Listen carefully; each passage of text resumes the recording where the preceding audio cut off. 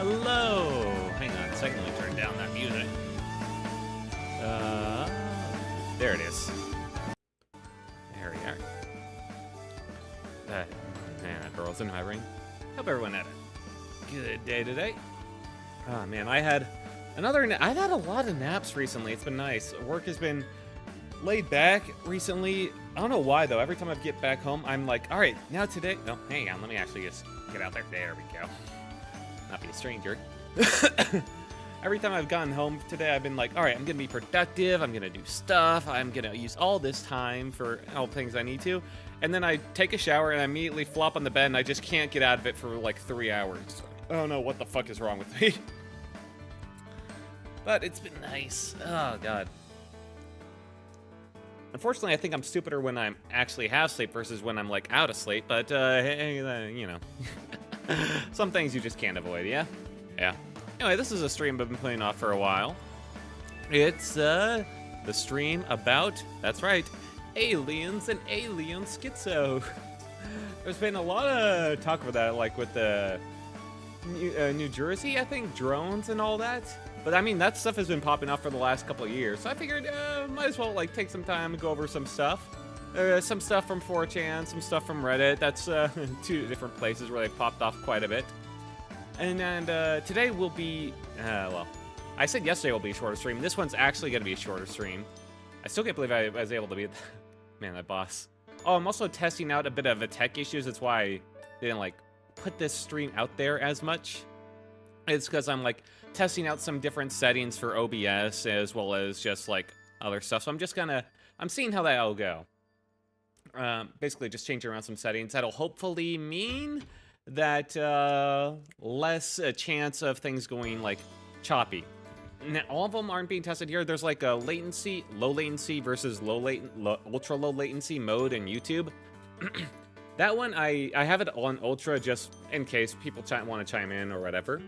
But for gaming streams, I might switch to just regular low latency, which will increase time it takes for like chat messages to pop up. But I think it'll probably reduce the chopping, like those occasional choppiness of streams. So I kind of want to test that, see how it works. Because for like stuff like Elden Ring might be pretty good, because that can get a bit like fast at times. Oh yeah, and I've got to make a public apology to Elden Ring because I badmouthed its hitboxes for a little bit there due to one hit. I went back in the VOD and I checked it, and turns out that when he swung his fucking sword down, it was the back of it behind his hand that went first and hit me. So it like grazed the top of my head. Oh hey, Sprockets! It's been a bit. How you been? Yeah. Oh, Sprockets, you missed it yesterday. So you know the Godskin Apostle at the bottom of like the parkour tower in Caelid? Nice, good to hear. Everything's awesome. The Godskin Apostle at the bottom of like the parkour tower in Caelid. That boss is an asshole for one thing. But I spent last stream basically doing a 3-hour boss run of him over and over again. It was fun. I was definitely under-leveled for him, but I gained like 4 levels once I beat him, but it was very satisfying to actually fight and get him. It's a bit of my revenge because I'd gotten to him before and I just died to like a light breeze from him before, but now I could like survive a hit, so it was doable, and I needed that revenge. So yeah, and now I'm gonna, in future Elden Ring streams, which will include tomorrow, I'll be going through Caelid and doing some Caelid stuff. I'll kill that general in the center of the poison area to get that gold needle, and then after that I'll probably like maybe explore a bit and before heading out to like Radon's castle for like the festival and exploring all that, and that'll be like the next couple of Elden Ring streams, just so you're aware. But today is Alien Schizo talking. Which is a stream I've been putting off for a little bit. Because it just kind of turned out that way. But with all the like the New Jersey stuff, I mean, there's even before the New Jersey stuff, Alien Talk has just been popping off in recent years. And I could talk about like the hearings, but that I feel like that's a bit boring. They never really talk about like the specifics, or like they'll like mention the unidentified biologics, but you know, what the fuck does that mean when you're talking about like government speak, right? Right. Anyway. Quill, if you would give us the chapter for today. We'll stay on this page just for talking about stuff. I got, after all, I have it set up at least. Things might, I don't like have everything set up, so there might be a little bit of scuff as I just kind of get everything, but it should all work just fine. Oh, right. I have to, ever since that new update to Quill, I have to reselect you every time, huh? There we go. Alien Schizo. Wait, hang on. Actually, you know what? I might do Alien Schizo Talk in the future. I don't know. You know, we may get invaded. I should have room to, like, a chapter number, huh? Oh, but that's... there we go. There we are. Because who knows? I might do future chapters on this in the future if things get wild enough. And, you know, they always just say, we're 1 year off. We're, like, 1 year off. 2024, 2025, 2027. Those are going to be the years that the full reveal will come, you know? Those will be the years. That's what's predicted. All right. So, let's dive in just a little bit. What? I get way too much joy out of doing that stupid shit. I need to increase, like, the quality of the intro a bit, though, because it's so annoying, though. The magic just does not like to work on that. Just the intro itself and, like, the book and all that, and how things just don't line up, and I just can't apply the filters correctly because everything has, like, different settings for the filters. It's a nightmare. It's a nightmare to get everything to line up so it all just works perfectly. Ugh. You'd think it would be so easy. You really would. But then, I don't know why, but it just, no, it never is. It's never so simple. You want to take just, like, an image of like a video and use that as a still to make, like, a nice seamless transition? Well, fuck you. Now it has, like, artifacts in it. How about that? It's just like, all right. Okay. Yeah. That's another problem. But, yeah. All right. First off, let's Alien Schizo talk. Now, I'm going to go over something that I generally find a bit interesting, actually. It kind of flew under the radar, if you could say. This music isn't really appropriate, but, You know, I didn't really think about the music, so we're just going to leave that as is, huh? There is one thing that flew under the radar. It happened quite a while. I found it very interesting. I actually saved the video, too. You know, just in case it ever gets taken down. But I have all the, like, images of the text descriptor. It's been a while since I've read them, so if they have slurs, I'm sorry. I don't think they do, but yeah, you never fucking know, right? Okay, so where is this? Here we go, 10. Is that readable? Yeah, I think that's readable. Okay. So this goes into the Army anti-grav, because one explanation of it, of all the alien sightings that I really like, is the fact that it's actually secret Army Black Ops project anti-grav technology that they've developed. And the short of it, I'll give you a little bit of spoilers right here, is that it's developed off of the technology of, you know, superconductors? There was a big hubbub about, like, room temperature superconductor, like, made with, like, basic materials kind of like a year ago or so. And that it's all interesting. That turned out to be nothing, by the way. I haven't heard any updates about that.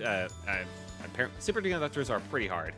But there's a lot of people throughout history that have kind of researched superconductors and their potential for anti-gravity, which is an interesting like history all of its own. Oh man, I forget their name because it's been a while. Hang on. Superconductor. I can do that. Oh, you do? Okay, yeah. Yeah, that was a big deal on Twitter, surprisingly enough.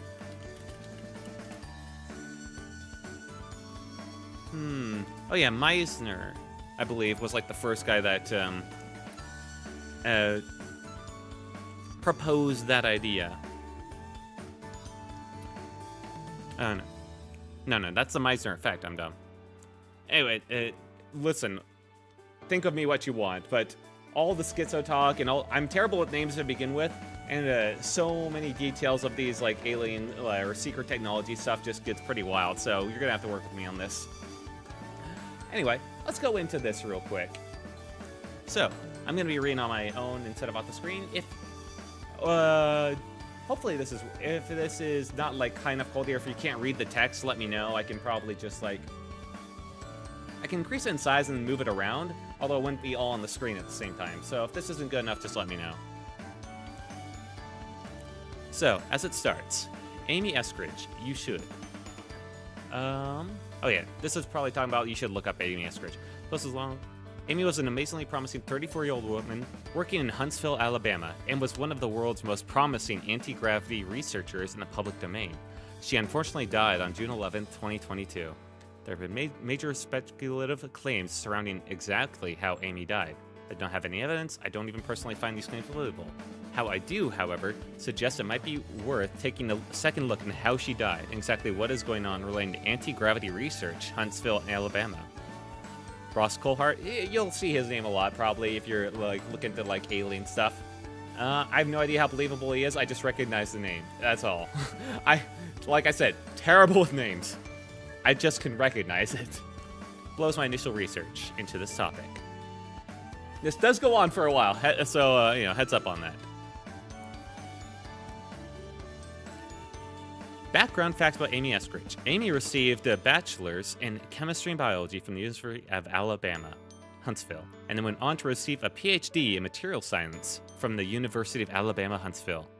She was a co-founder and president of the Institute for Exotic Science, a public benefit corporation international research institute described by Amy herself as an international research institute specializing in propulsion, quantum gravity, material science, and other related fields of cutting-edge technology. She was the CEO and president of Holocron Engineering, an anti-gravity startup developing novel technologies leveraging quantum phenomenon. Holocron specialities are listed as superconductors, gravitomagnetism, research and development, electroceramics, and high-voltage pulsed power. Most notably from these points, at the time of Amy's death, she had started the Institute, which was a high-caliber research institute intending to research anti-gravity technologies in the public domain. She notably was intentionally not working on anti-gravity as part of a Black Project or through the Department of Defense, DARPA, or even NASA, although partnered with NASA. This was because she wanted the technology to be public, benefit all of humanity, and thought there was massive world-changing potential from a variety of promising research. Now, this sounds like it's from a sci-fi novel, right? It sounds like a neat little setup to a sci-fi novel. That's what makes it interesting, because it's real. In fact, it references right here HAL 5 presentation, where she basically pitched the Institute about like what it was researching and trying to like, it's a pitch where she's trying to attract like the talent she wants in order to kind of develop the technology she's talking about. And she gives a talk about it.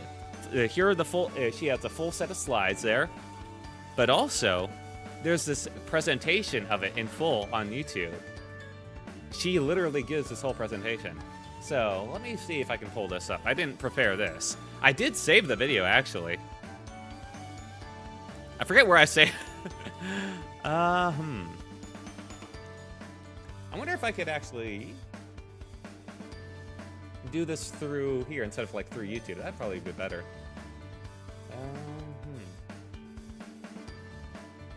VLC video source. Yeah, I can try that. No. No, that's not what I want. Whoopsie. Well, it might be. We'll try it. Okay, let me see if I can pull this up. Let me just get this right in the right spot. Okay. No, okay. That's not it. Let me remove you. There we go. And how do I guess I could just do a display capture, huh? Or a media source. Media source would be fine. Okay. Media source. There we go. Hello, this is Greg Allison with Galactic Greg. You see the start of it. Hang on. Now, it does start with some guy who's presenting it. I'm not sure who this guy is. He's like just the one who posted on YouTube. So, you know, just a heads up on that. And then he has his little intro, and then it goes into like the actual like presentation itself. So. Hello, this is Greg Allison with Galactic Greg's coming to you with a broad survey of new. Oh, I see. I don't hear anything. You do. I see. Oh, can I change that? Wait, do you hear anything off when that thing shows? Properties.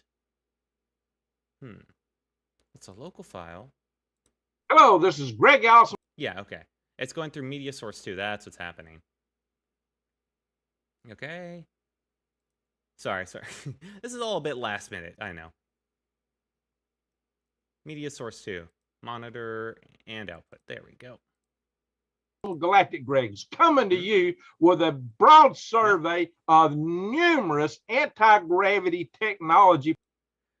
I can't even hear what he's saying, so I don't even remember this part of it, so I'm not even sure if he's just like, he could be saying slurs for all I know. I'll just say, oh God, I hope he's not. Oh, hell. How do I? Please. I have it on monitor, don't I? Oh, wait. I don't. That's right. I have it on monitor, but I don't have it, like, through here. I see. Let's do it like this. Projects. This is a comprehensive. Let me just skip forward that. Other ones don't apply to gravity, and so it's kind of. I'll just be going through this real quick. There we go. And we all know that electromagnetic. Now, as you can see, that this is actually. Let me just skip around like a bit. And he would sit there and adjust the knobs. This is like an actual presentation, and this is like in Huntsville, Alabama, which has like a lot of serious engineers. It's very important. After an hour or two, weird things would start happening. And all that. And so Hal thought that he was just telekinetic. He just focused on it for hours. And that he wanted it to happen so bad that just happened. Oh, wait. And the strange thing about it was he was agoraphobic. He didn't want to go outside. So he stayed in the basement all the time. I'm sorry about that. That was probably when people found out about his effect, they wanted him to come out and show it to people. So they took him to a psychologist, and he gave him some pills for the agoraphobia. And they said that after he started taking those pills, he could never do it again. So that's the loss of ability where he was suddenly not able. So she theorized that if you had a magnetic field she goes through. Oh, hang on. Now I can hear myself. Damn, hang on. I cannot talk while I hear myself. It would align the ions and produce this monitor off. There we go. Okay. And so popular mechanics did anyway. on her. As you can tell, she goes through the history. They introduce questions back and forth. She went back to China and died there. She talks about the history. Now, Ning Li is also an important researcher for anti-gravity using superconductors. She was similar. She basically went down the same research rabbit hole, and I believe what happened is she like disappeared or was found dead at some point. I forget which. Oh, and spoiler warning, the woman in this who is presenting all this information, who started this and wanted to bring stuff to light, she eventually died in her home under questionable circumstances, to say. They never end up happy, is what can be said. I believe what the Dugmans will go through in a bit, we'll go through, a bit more in detail on that, and my memory's a bit hazy on all this. But yeah, they talk in this video about like how things are a black project, how people references like the government disappearing people, stuff like that, or like they absolutely reference it. It's actually crazy. You should be able to find this link through that document I posted here if you want to find it on YouTube. I just downloaded it from there. If you want to see it for yourself, then like scroll through it. I'll go through a bit more here. I won't like play the whole thing. It's an hour long actually. I've watched the whole thing just to see if like there was some like moment where they go like, haha, this is all staged, gotcha. No, there isn't. There's a lot of different stories about. Doug Tor went and founded a company. Yeah, I've got a slide on that here in a second. It's very interesting though. It's only been checked out twice, right? Oh, I checked out Robert Becker's thesis at UAH, and it's only been checked out twice. It was checked out in 1999 by the DIA Interdepartmental also applied to be the director of our lab there. Oh, Jose? Rogers got it. Is that him? Oh. He applied for that position. I forget what point. I wish I like timestamped this a bit because there is a point where they like go like danger of like disappearing people or stuff like that, where they talk about like how important it is to like get this out to the public or stuff like that and not be locked in like black projects. So the Namely Popular Mechanics article, if you try to Google it, you cannot find it. It is not up anymore. You can find some other blogs that have reposted it, but it's no longer officially up.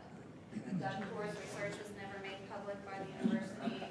Podletkinov, of course, was ousted by the University of Tampere almost immediately. And she's talking about how like information's being like deleted or hidden or stuff like that.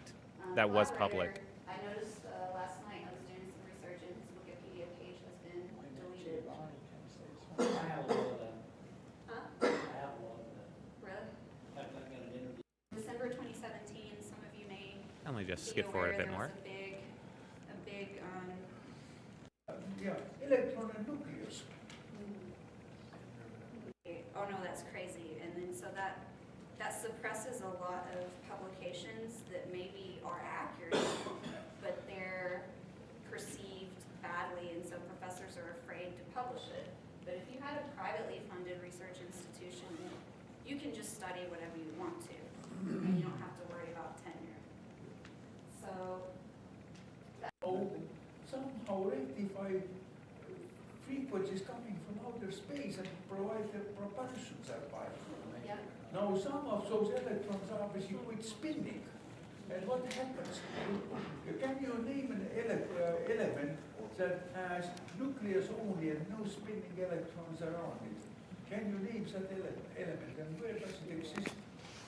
Well, that would just be a proton, I guess. Well, a neutron will decay in 11 minutes, I think. Like these guys know what they're talking about. Every atom, every element we have today contains a nucleus and at least one electron spinning around it. Can you name an element which ain't got no electron spinning around it? And where does A that? neutron has no Plasma. electron spinning around it, but it has a How half-life much of does 11 that thing minutes. weigh per cubic centimeter? Sorry, I'm just gonna skip If around they a bit really more. are really affecting gravity and that, and if they're really having an effect on gravity, these things should be going off like an alarm bell. My answer to that would be, why don't they do something like that for that experiment? Because no one funds it. That's why they don't do that. These gravity meters that you're talking about, they tend to set them down and there for days or hours at a time. Bigger results, yeah. Can you tell us exactly what kind of measurement was made to quantitatively determine what the magnitude of the effect was? I don't think she got that far, did she? Actually, we did a small experiment. We had a 4-inch with this, but it wasn't a 2-layer. You know, we told management about this, but we never saw the waves that he claimed. Now, when you're doing a pulse-powered experiment with 20,000 amps at 2,000 volts, getting the signal is never a problem. Investors or that sort of stuff, or Let me give you the down low on the Oh, here we go. budget Into the investor situation. So you've got your black budgets, that obviously is well funded. And then you have your academic budget, which is non-existent because they think it's hokey. And then you have your random billionaires who have a hobby, okay? And they made their money doing something else, but they are applying their money towards weird anti-gravity stuff just because they want to be known for something other than what they made their money in. So there's a handful of like random billionaires running around who fund these types of things. The Church's Fried Chicken billionaire funded the Hathaway Lab. The American Best Inn and Suites billionaire Robert Bigelow, of course, is Bigelow Aerospace. I've seen private research, and money is always the problem. The technology is never the problem. The technology is there, and the talent is there. The money's never there. So what we've done with the Institute, funded Sandbox for Let me just skip people forward because I think it was around the point where she talks about investors, where she goes into like the risks of it are brought up. government election cycles affecting their budget, runs out of money or loses interest. that acts as a spawning ground for ideas that they might not have at Blackwood. So it's not not necessarily to their advantage to keep it completely segregated. And potentially, since Griffin is now at the pinnacle of the group that controls DARPA, and he has a history that goes through UAH, there would seem to be possibly some fertile ground for some conversation. Yeah. I've thought about that. Organization. That is a Griffin quote. That's a Griffin quote. I imagine there are some strong opinions about Griffin in the room. Can you tell us about the institutes and where you're located? Yeah, that's what I want to ask. Yeah. Tell us, is it nonprofit? If someone has an idea, a technology, or if they have, how? Royalties, The what? Roll?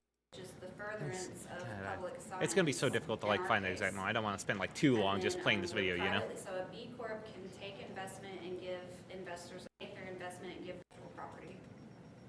And we, of course, would have the resources to commercialize your robotics labs and a materials lab and, They come from investors in general, yeah. not contracts. Okay. The shares are traded just like a C Corp. Yeah, we're closing that right now. Okay. Participation in there, that in itself will give you a good mechanism to go talk to these people.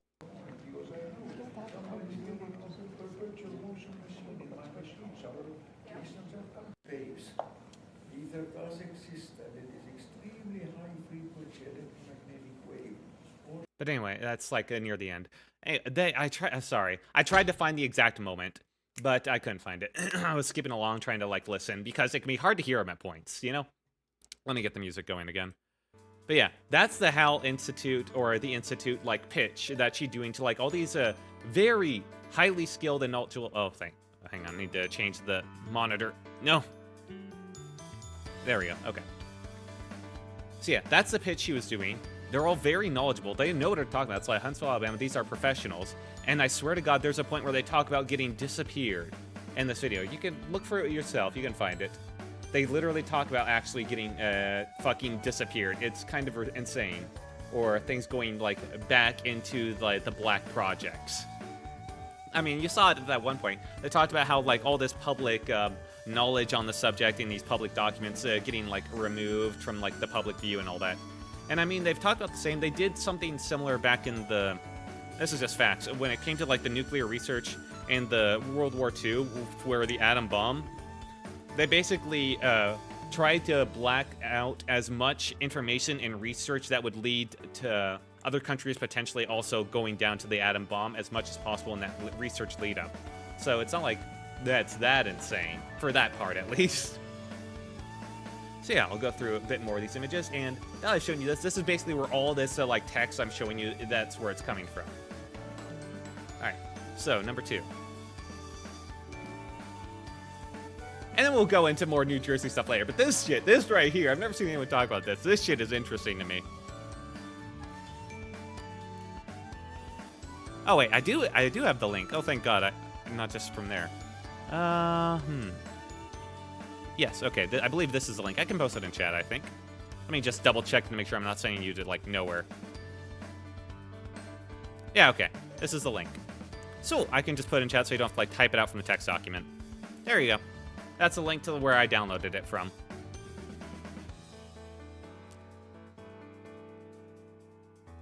Yeah. I'm so glad I put all the links together. That makes things so much easier. Really interesting. And now the second page. Yeah. Now this is now you can probably tell that this is written from like a third-person perspective of someone else that also like watched these videos and was kind of just like talking about it type of thing. And this I put this out because I can't obviously watch the whole video here. I already probably watched way too much considering. But yeah. So it talks about like a very interesting presentation, makes a compelling case for anti-gravity research having some promise at least. There are a few specific key call-outs in the presentation worth noting. The audience appears to be mostly composed of aerospace research scientists, people who work at defense contractors, NASA, and the like. and the intent of the presentation was to make her institute known to the audience to try and recruit them to come conduct research. Towards the end of her presentation, spends a lot of time dealing how she has several billionaires lined up. She did talk about like the the odd billionaire investors I showed here, prepared to fund a variety of anti-gravity research in the public domain, using those funds to recruit scientists to come work for her. In the presentation, details a variety of prior anti-gravity research. She talked about like Ning Li there, who was one of them. I think like the second person, there was someone way before him as well. And she specifically notes that these researchers published initial promising anti-gravity research in the public domain and appear to stop publishing on the subject immediately following their first promising result, as you saw, like, with a disappearance. Promising results always seem to disappear. Oh, she, timestamps. Oh, I forgot. It actually has timestamps. Oh my god, that's so helpful. Promising results always seem to disappear. Amy calls out prior Huntsville, Alabama-based anti-gravity research named Ning Li, who has been publishing promising anti-gravity results in the 90s and then disappeared. She presents some prior researchers' work on anti-gravity, for example, noting a 2001 publication by Tor, Vargas, and Dada that looked promising. The audience comments, I think they got some SBRIs, and then they disappeared, to which Amy responds, yeah, there's some evidence that they got some funding through an SBRI, and then they kind of just fell off the map, just like Ning Li did. And she presents a variety of other research where typically what happens is there's an initial promising anti-gravity result published in academia, after which researcher stops publishing on the subject entirely. Interesting. And there seems to be a pattern. While notable, the commentary from the audience is more interesting than the actual presentation from Amy herself, and this is what I missed. She had a Q&A section at the presentation at the end. You saw a bit of that. I skipped through. It's hard to like pick out like note questions and like know like where the interesting points are, so I'm glad that he has it here. And he has transcribed some key Q&A moments from the audience below. The audience implies the Black World Secret Research Projects is well aware of anti-gravity, spends a ton of money researching it, and basically forces any promising results to go dark, recruits the researchers to work for the Black World. If the researcher refuses, the audience seems to think that the researcher runs a real risk of disappearing. 5528. Alright, yeah, so yeah, hang on, let me pull this back up real quick, actually. Oh, fuck, did I really remove it? Damn it. Yes, I did. Okay. Let me just get that back then. Yeah. Yes. Why not? Can't believe I removed it, and then I fucking found all of, like, the timestamps that I was looking for. You know? Hello, this is Greg Allison with Galactic. Hang on. Gotta bring him back down again. There we go. All right. So 5528 is what we're looking for here.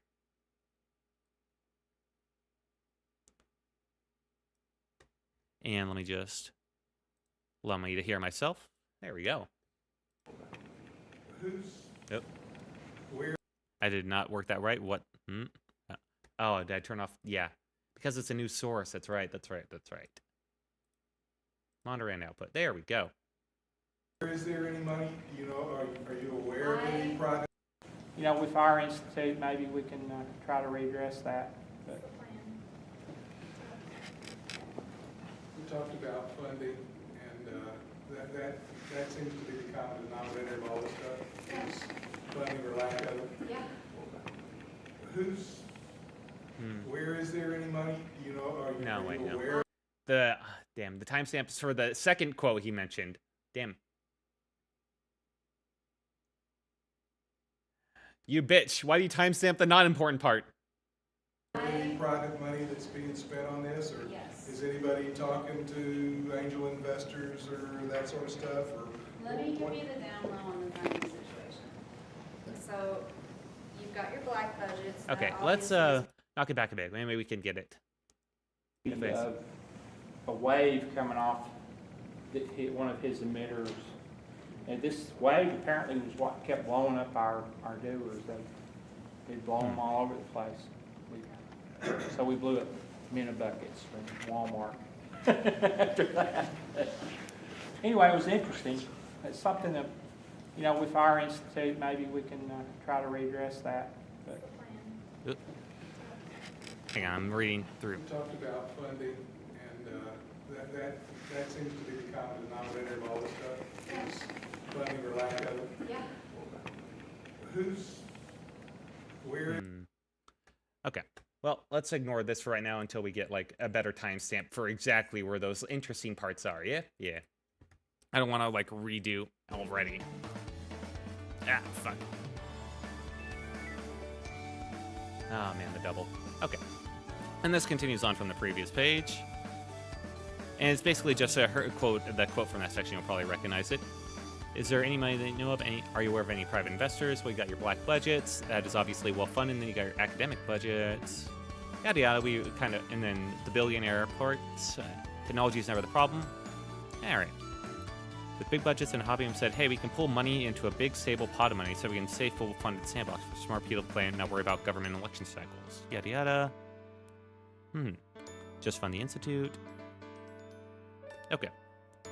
I think they might be on the next page then. Oh. Yeah, that's the quote we all knew. Maybe I just turned out of it just way too early. I see. Yep, all right. It's hang on, you'll see in just a second. There we go. All right, here it is. Hello, this is Greg Allison. Fucking hell. You'll see in this quote right here then. God. There we go. Seen private research, and money is always the problem. And money or loses interest or run or. In the illuminated world, that because frequently things move from the illuminated world into the black world. Yeah, We've we've talked noticed about that. many times. Yeah. And they disappear. But I mean, it's to the black world's advantage to keep the illuminated world going, because that acts as a spawning ground for ideas that they might not have in the black world. So it's not necessarily to their advantage to keep it completely segregated. And potentially, since... And that's the part. Okay, so basically when I was earlier skipping through, I basically jumped exactly over that. That's impressive. Oh, yeah. So yes, they talk specifically about the black world, and they're not making some sort of like odd comment or whatever, I believe. They talked about funding previously, and they're talking about like the black government money projects. And they're talking about like the world is basically the world of all these black money government projects. So that's what they're referring to with the black world, I'm pretty sure. Not that I have any experience there, but you know. But yes, they talk about things disappear into the black world. Yeah. And they talk about how things move from the illuminated world into the black world. And these aren't just some like crazy, these are like actual like professors and like well-respected scientists that they're trying to recruit for like all these high budget projects, right? I mean, you still get crazies at that. In fact, you probably do get a lot, which it might explain some of this. But still, very interesting, I believe. So yeah, this they go on to say, this is better than watching the video, probably. Oh my fucking god, the double audio on my end. The combination of the private and public institution working with the blacker budget. NASA is no longer, that's what they propose, at least. Using the connections and working with Griffin, who is, you know, a lead at the time. And they propose working with the, you know, illuminated world and like working with them to bring stuff into the illuminated world. But she goes on to say, NASA is no longer by any means a research organization. That is a Griffin quote. Yeah, that's a Griffin quote. Imagine there's some strong opinions about Griffin in the room. We skipped on to that. And yeah, continues to go on after that. Oh. And then there's another quote. So what about the innovator who is afraid of disappearing at 104.28? Well, that's a whole nother problem. All right, that seems pretty important. Let's bring that up. This will be the last time. I swear to God. Oh. Motherfucker, get out of my face. Okay. And make sure I don't get the double audio. Here we go. Skeptical. You go to the person who already believes in the cause. So what about the innovator who's afraid of disappearing? That's a whole nother problem. I think doing it in the public is better in that case. But that's a different. It still doesn't mean it will disappear. Even if you do it in the public, it still don't mean that the inventor won't disappear for lots of reasons. Like Ming Lee.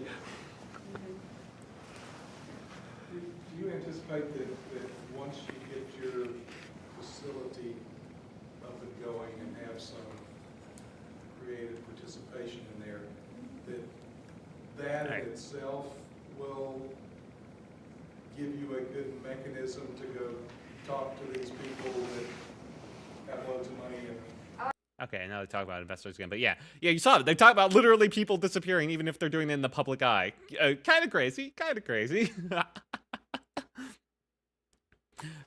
So yeah, a little insane, a little insane. That's like the highlight of this. I'll skim over the rest because that's basically the most important thing I wanted to show. Yep, music. There we go.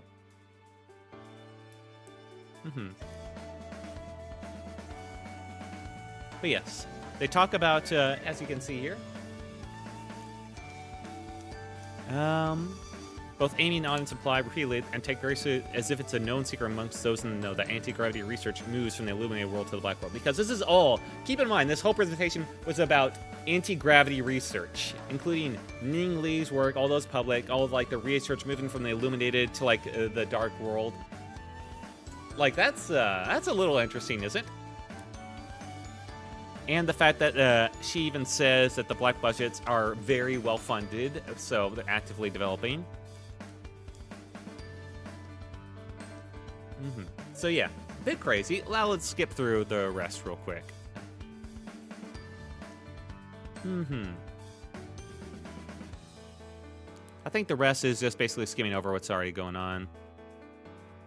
Oh yeah, Griffin, it goes over, this is like speculation, but at the time he was the Undersecretary of Defense for Research and Engineering.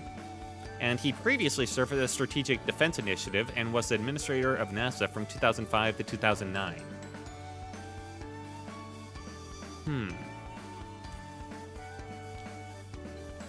Oh yeah, and then it goes into Ning Li, so that'll be good. Let's go to that point. I'm glad it doesn't like stick on this for too long. So, who was Ning Li? Ning Li was an anti-gravity researcher living in Huntsville, Alabama in the 1990s. She worked at Alabama Huntsville, and theorized the proper use of a superconductor could produce some anti-gravitational effects. She wasn't the first one that thought of this idea. There was another researcher, like, I think in Russia, that initially tried some, like, tests and said he, succeeded, but people weren't able to replicate it. Apparently, you use like a super cooled semiconductor that's like incredibly thin, but also pretty wide in like a disc, and you spin it around. But getting that amount of like a superconductor is already pretty difficult, and keeping that like super cooled like temperatures is, yeah, it takes some work. And in 1999, she left UHH to form the AC Gravity LLC company to continue anti-gravity research. It still exists apparently, or at least at the time of the writing of this. The company was awarded $500,000 Foreign defense contract in 2001, and not much is known about it since. Publicly, Ning Li stopped publishing any further research and effectively went dark. Nobody seemed to publicly know who he was or had heard from her. And next, I wish I could just drag stuff in the OBS, you know? Yeah, Amy even mentions it. A lot of speculation, popular Schizo series. Yeah, it goes over all the stuff. Pretty interesting. And it goes over some stuff. Correct answer is C. She never left Huntsville and worked on anti-gravitational research until she died. Her son confirmed it. Yeah, her son actually went on to confirm this. Dr. Li never left the Department of Defense and never left the country to work for the Chinese government. And interestingly, the son also commented that he had noticed change his mom after leaving UAH for the private sector. He says all the secrecy that comes with the job began to change her demeanor and behavior over the years. When she was at university, she loved to publish her findings. But after she got her top secret clearance, she wasn't allowed to share anything with anyone anymore. She became much quieter. She would return from work looking worn down with her makeup messed up. It wasn't like that when she was at the university. And speculation of the author of this that going dark might not have been her choice, which is a possibility, as we've heard in that discussion. Seemed to be somewhat of a agreed upon idea that that was certainly a possibility for those working on this technology or researching it.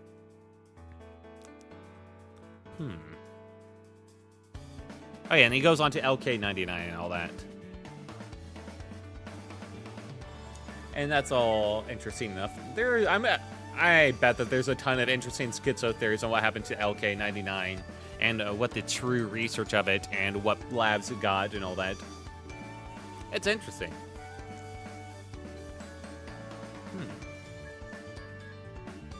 And he talks about her and the relationship because, you know, superconductor work, right?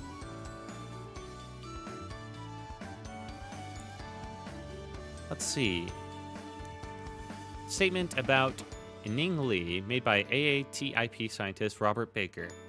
Baker, who specialized in high-frequency gravitational waves, stated he hadn't heard from Li in several years. She was working on AFGWs and superconductors for the U.S. Army at Redstone Arsenal with AC gravity, and Baker states she never presented them with the final report on the contract. Baker did not know where Li went or why she didn't finish her contract. Baker also states he's working with Feng Li of Chongqing University on HFGW research at the time. Li never delivered a final report, not due to nefarious, but because she couldn't get around to it. Baker states he has communicated with Li since then. She would play a role in his current HFGW research. 2020, the Institute Anti-Gravity Research publication blocked by NASA following her December 2018 HAL 5 conference presentation. Dr. Amy Eskridge did in fact launch the Institute doing exactly what she said it would. Research anti-grav systems.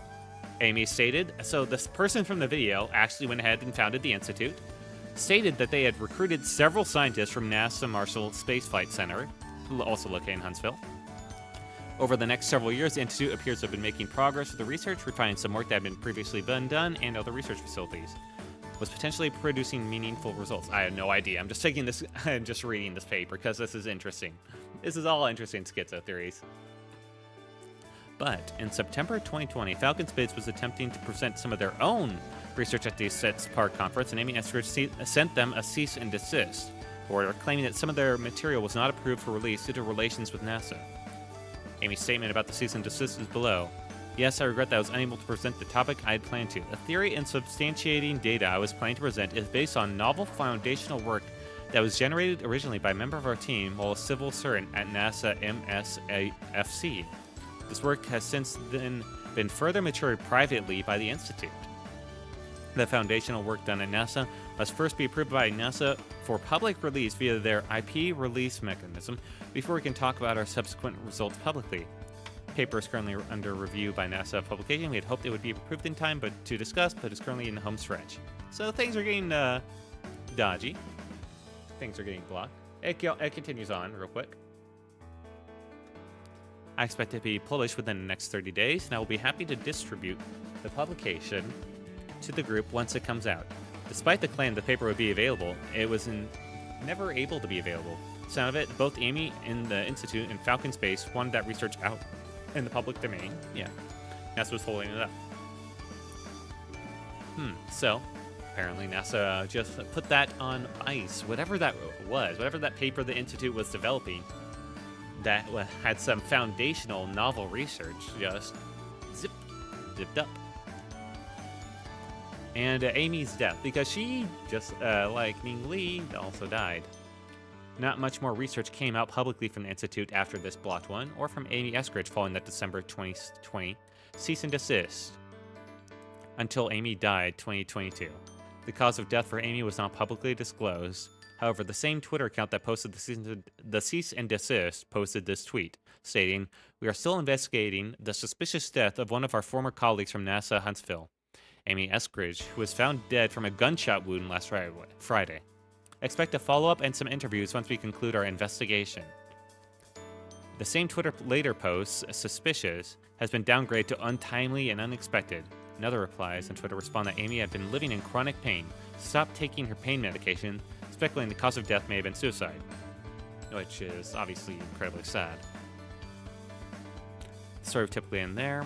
However, In 2022, Frank Milburn, a retired UK intelligence officer, discussed on his podcast that he had been focusing the investigation into directed energy weapon use against scientists in the UAP field. These events are still ongoing and have been reported to the highest levels of American defense and intelligence establishment. Yeah, I haven't heard anything about that, so who the fuck knows, yeah? Milburn claims he personally knows a UAP anti-gravity research scientist who was murdered. The directed energy weapons are responsible for Havana syndrome. They can be deployed on trucks and are able to fry people through windows. It basically like directed giant microwaves right on your brain, essentially, I believe is how they are. I haven't done much research into those. But he does not say specifically that the anti-gravity researcher that was killed was, killed by the giant microwave or whatever. So, that's all speculation. Oh, I mean, all of this is just silly. But it's all interesting to think about, isn't it? When that podcast aired, there was a Reddit post, and a commenter surfaced aiming to Eskridge's name at the time. Skim some more. It just goes back and forth with specific claims saying, no, they didn't.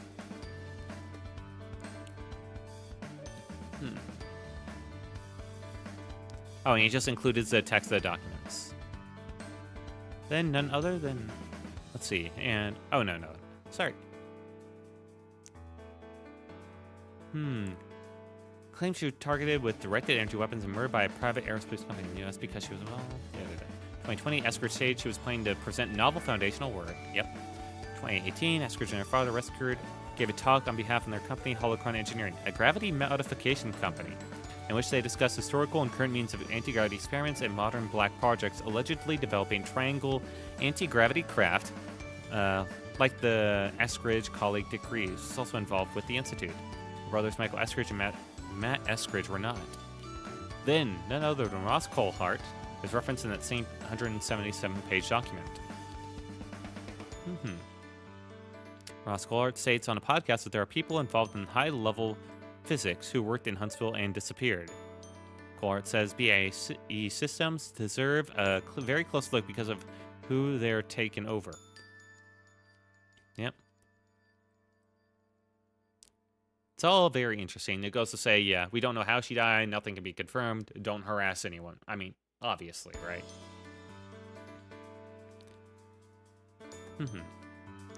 So let's go through. Also, you know what's funny? At the very bottom, it says, frankly, the speculation in the 177-page document apparently referring to the claim made on Frank Milburn's podcast that she was murdered using a directed energy weapon seems outlandish to me. I mean, you talk about like UFOs, you talk about anti-gravity, but apparently microwaving someone from range and causing them to basically be terrible or, die from it or whatever, that's too outlandish, right? That always cracks me up a bit. What people are willing to believe versus what they aren't. Especially when it comes to like the UFOs and all that shit. It's funny. Anyway. Oh yeah, but she did like have a gunshot wound apparently, or according to a tweet or something. I don't know. That's all messy. And it goes more into speculation. Yep. It goes into like the Space Command, how that was moved into Huntsville, Alabama for its headquarters. It goes into like UAP retrieval, which is also interesting because other schizo people will go on to say, no, of course, no aliens have ever crashed. That's just ridiculous.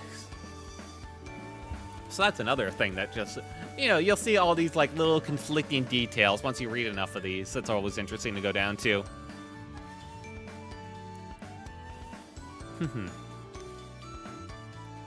Yeah, Huntsville is a major target for foreign nationals working to obtain classified information. FBI spokesman Paul Damon.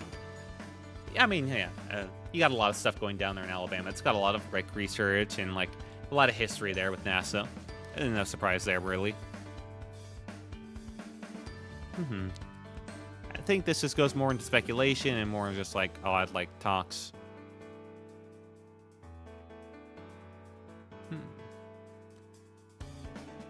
There's talking about like counterintelligence operations that are, it's more speculation.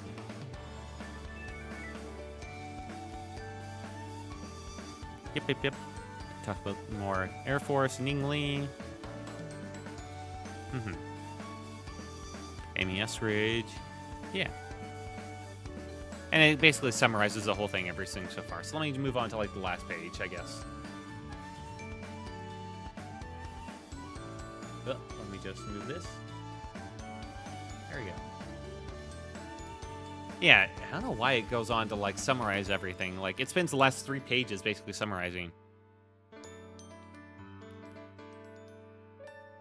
Yeah. But yeah, I think that was all pretty interesting. I could have like left out the last couple pages, but hey, whatever.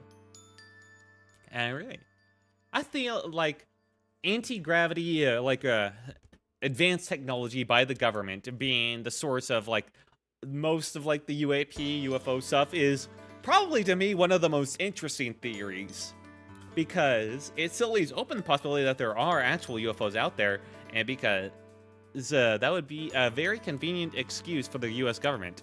Basically, that's my favorite schizo theory. That's my personal schizo theory, if you were asking for it. It's that once upon a time, UFOs did fly around and the US government became aware of them.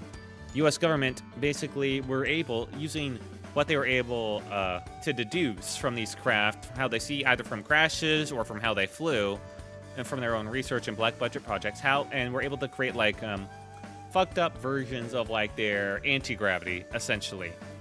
But in order to keep these projects dark and to keep other nations from not knowing, they basically secretly leaked the fact that aliens existed to like other countries, and then they used that as cover for all their secret projects. So basically, any secret project they have for anti-gravity, they blame on the aliens. And no one can really say, obviously, it's not aliens, because basically the government also says, yeah, also the aliens are real. And here's why. And they provide like the proof of those like initial sites. So it provides like the perfect cover for all these like secret tests. What perfect cover could there be for anti-gravity, like propulsion and like crash and all that, than to say that they're aliens, yeah? And it makes the cover even more believable if actually aliens came by at some point. It doesn't have to be like commonly, it could even be just like one time. But it would be the perfect cover for all like the secret anti-gravity stuff. That's my favorite schizo theory. That's my personal schizo theory. Not that I really believe in it, but I just think it's the most interesting, you know? Or the most, out of all the schizo theories there, that one seems like to me like the most fun while also being somewhat believable. Yeah, not to say I believe in it, but it does seem believable. Now, I do have other schizo theories we can talk about. Alright, let me... This will have to be a browser source, I suppose.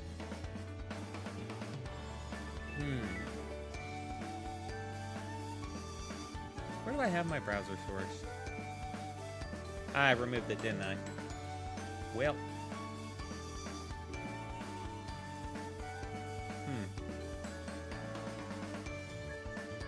Actually, I wonder if I moved it down here? Yeah, I do have it down here. Nice. Okay. This is going to be unfortunate because I have to move some things over. Hey, let me just copy some stuff. Might not be the smartest idea, but it's way easier than like downloading all the images and putting them all in one at a time and all that. So I'm going to go over the most recent one.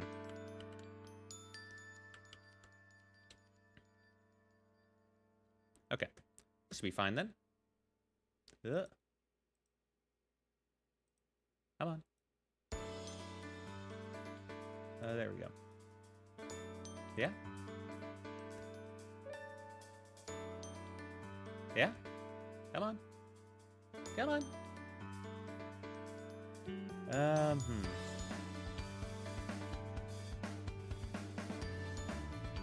There we go. Finally. Alright. I'm gonna have to filter this down just to cut it back a bit. Oh. Wow, this is it being cut down, huh? That's surprising. Well. Let's bring this down to like just 100 then. And let's actually bring this down to like 50 then. Yeah. I can actually do 20. There we go.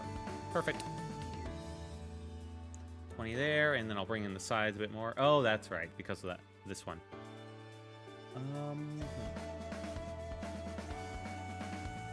Let's bring this in to like maybe 400 or a bit more. 800. There we go. 800. I'm gonna have to go like 1,000 on this one.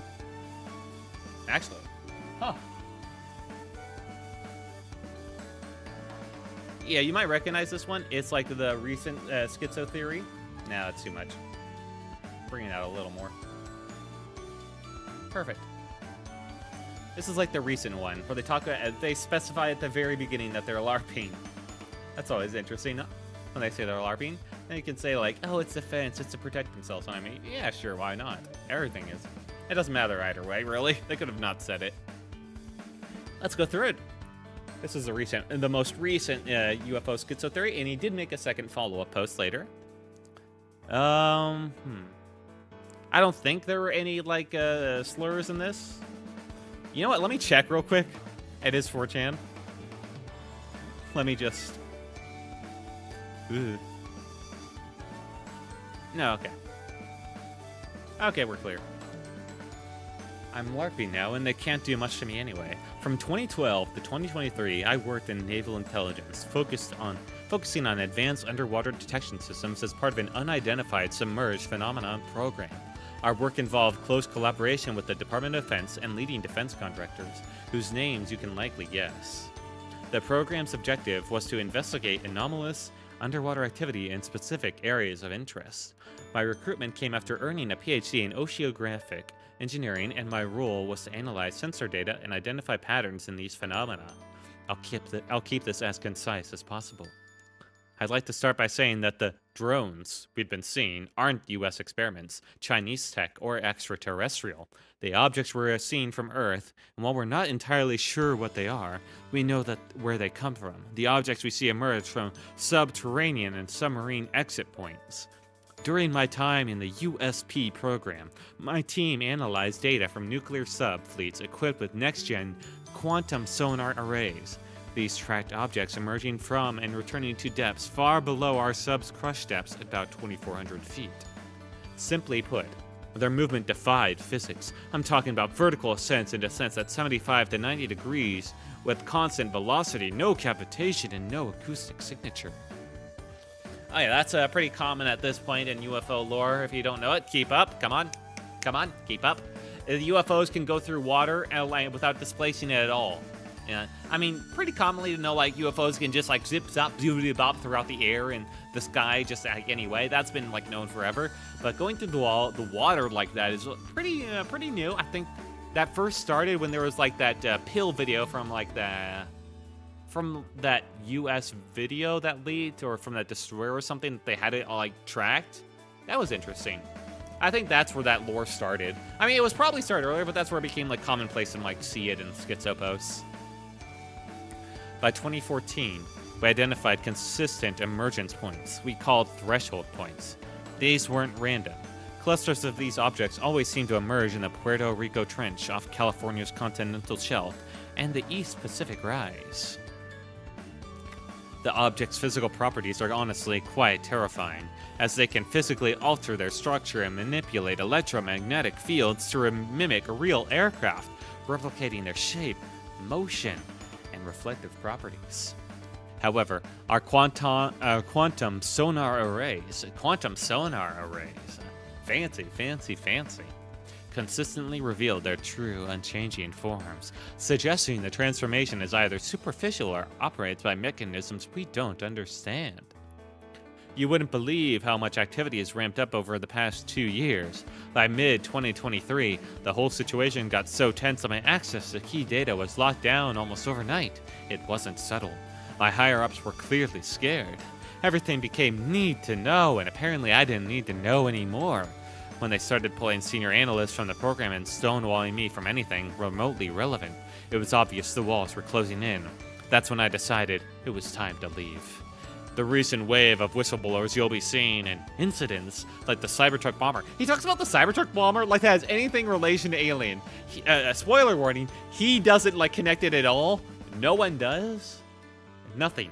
The only thing that slightly connects it is the guy who like did the Cybertruck bombing posted like an interesting manifesto, but that was more on like AI and how people how like making like ASI or human level intelligence or you know what's it called when animals are above a certain level have a certain level of self-awareness.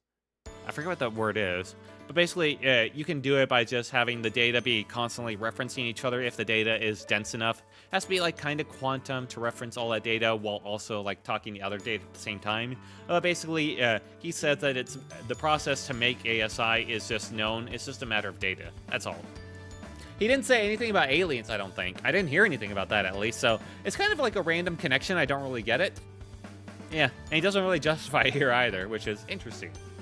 Anyway, incidents like the Cybertruck bomber are controlled disclosure. I didn't see any disclosure at all from that, but okay. It's all part of a calculated effort to muddy the waters and keep people chasing shadows while something much bigger is unfolding.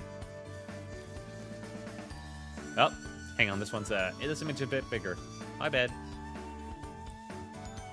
I guess. There we go. That's okay if there's more space on the side. That doesn't matter so much.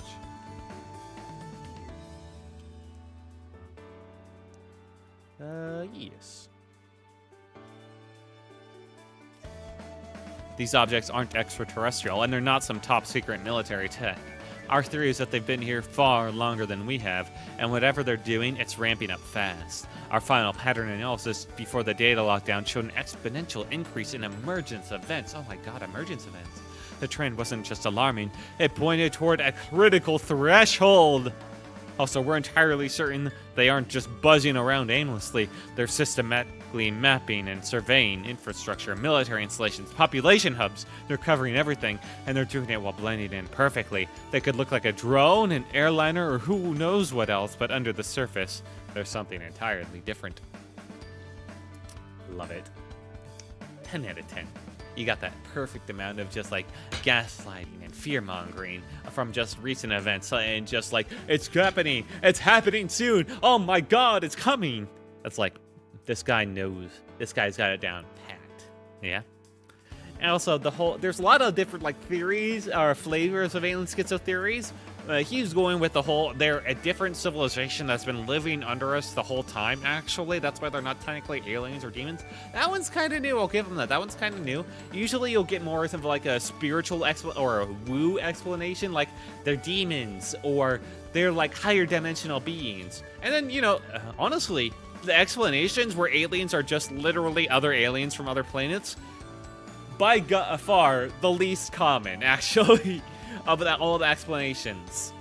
You will still have like flavors of that, even if they're doing all those other different like main explanations of what aliens are, if they're like other dimensional, here all along, or spiritual. They'll always include some fact of like, also there's some like intergalactic war with like other alien races or something out there. So it's not entirely like devoid of that, but it's never the main explanation. Anyway, so let's continue. Oh no. So he posted a later update. I'll get to that in a second. Let me see if it's on this post. Nope. It did post a later update. That wasn't the full one. I tried to find like the full one. I couldn't find it. But, oh yeah, here it is. Oh. Let me get it here. Oh yeah, he posted images. Look at that. Wow, it's almost like I could see something. The alleged Ford UFO leakers returned shared images and videos of an Antarctic egg UAP recovery. Oh my god. This is huge. Massive to moving disclosure moving forward. It's massive, guys. Don't you see this video right here? This video, you can barely tell what's going on. It's like over the mountains, and it's like something is like hanging off there. Who knows what? Who knows? But this is massive, don't you see? This is Oh man, alien stuff. It's great. You can have like the worst video ever, and people will treat it like this will prove everything. Oh my god. All right, let's see what's said. Oh, this one's very wide. Unfortunate. Crop. This one might have to go to 0. Yep. Yep. Okay. So, what are some examples of illegal races coming here? Like, what species? What do they want? 74 BC, Anatolia. The sighting occurred in the Mithridatic Wars. They always have perfect knowledge of all the historical events where things took place. You know that. 1803, Hitachi Province, Japan. 1954, Italy, Rosa Lotti's case, and so on. And so on. Oh my god. What is the purpose of the reset, and what will it achieve? According to him, mankind needs to start all over in order to become capable of reaching God, or so he says. We claim conservative. All right, this isn't like the full thing. He made like a post where they found, and not a crash alien, but a sleeping one in the cave, and they had like an interview. And he says like, oh, they're ramping up like all these stuff because there needs to be like a reset in like the good aliens. Like he goes into Schizo theory. To summarize, we were apparently created by like bad, selfish aliens in order to mine the planet for resources. Because apparently creating an entire species is the most efficient way for some super advanced alien race to mine like a planet for resources over. Okay, yeah, all right. And then they had a war with the good aliens, and the good aliens are trying to guide us on like the good path to be selfless, but are just like bad human nature from these bad aliens is just putting us down the wrong path. And while the good aliens wanted to take like a hands-off approach because that's what they believe, they feel like there might need to be a reset. Oh my god. And they talk about fucking starseeds. Starseeds is like people thinking they are aliens, like aliens reborn. Do other species incarnate as humans to try and help, or is that bullshit? Yes, he does speak of interstellar bodhisattvas. Oh god, I love this. I always love it. Why was he there alone? He refuses to tell us, and we believe we did try. Did he say what this year's big thing would be? Is it good or bad? He speaks of countless natural disasters, a third world war, and a looming conflict between his race and our creators. Our creators being the bad aliens. Tensions beneath the surface are rapidly reaching a breaking point.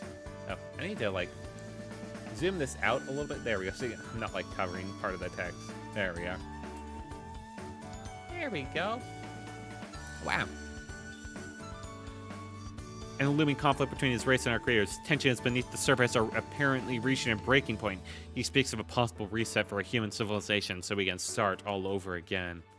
Yeah, oh my god. Human civilization is going to come to an end, guys. It's going to come to an end. This time for realsies. Did the beings tell you why things are about to change 2025? He speaks of countless natural disasters. Yeah, he repeats himself a bit. Did something happen? To me, yes, but I am okay now. Don't worry. Did any human walk alone and was initiated through his own suffering? Many, actually. He speaks of Gautama and Jesus, but there were many others we never knew about. Basically, the humans that ascended. That's all. Essentially, or became the true selves and overcame that, like, initial human nature. Ah, God, I love all this alien shit. It goes fucking wild, man. Now, that basically covers it. There was a bit more info on like the talk about like talking with the alien, but there's a lot more as well. There's some older stuff I wanted to bring up too. I did say this was going to be a shorter stream. All right, here we go. So here's another one. This one was like from last year. This was another alien post that got pretty popular. A 4chan whistleblower. UFO knowledge. I have intimate knowledge of what the U.S. currently knows about UFOs minus the last 2 years. UFOs are primarily unmanned drones. Already conflict here. UFOs are built to spec each time they are deployed. UFOs are created by mobile construction facilities that hide in the ocean. Construction facility destroys anything that comes close to it and will disappear for days when approached aggressively. U.S. believes the facility has been active on Earth for at least 100 years, if not longer.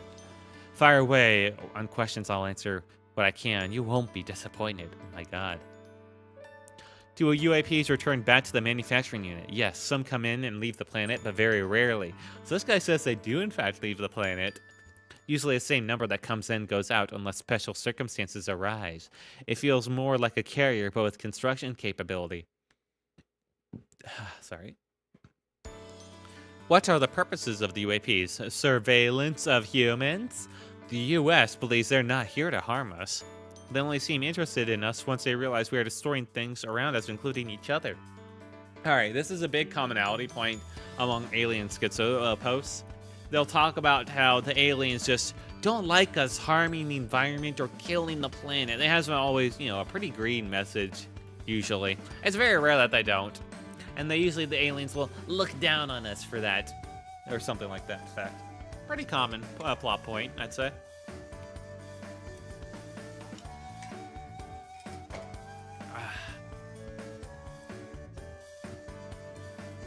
One of the officials in charge said something that stuck with me. They act like keepers of a zoo, uninterested in the daily life of wildlife until there's a problem. My God, there are keepers.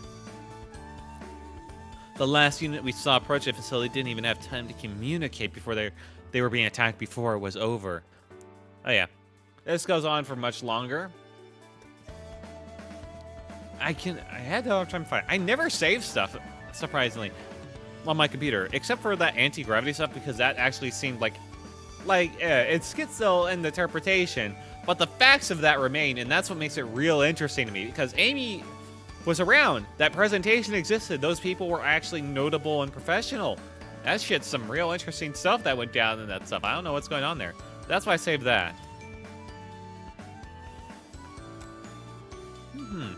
Oh god, and then there were MH370. Now that was a fucking arc, let me tell you. Yeah, I saved a lot of that. Now, what debunked MH370 in the end? MH370 was debunked because the clouds were apparently found to be on like some already like their pre-gen, or not pre-gen, but they were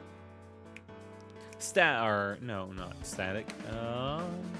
What the fuck is a word for this? I know there's a word. It's stock. That's it. It's not like stock, but somebody had uploaded it to a site where you could get pictures of like clouds and stuff like that. Yeah. Amazing that somebody was able to recognize that, by the way, because holy shit. But the UAP stuff or the MH370 stuff went fucking deep. Because people just had a hard time disproving it.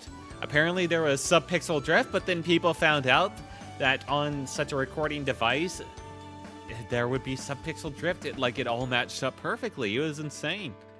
Except for the fact, no one could, spot what type of drone would make such a video and all that.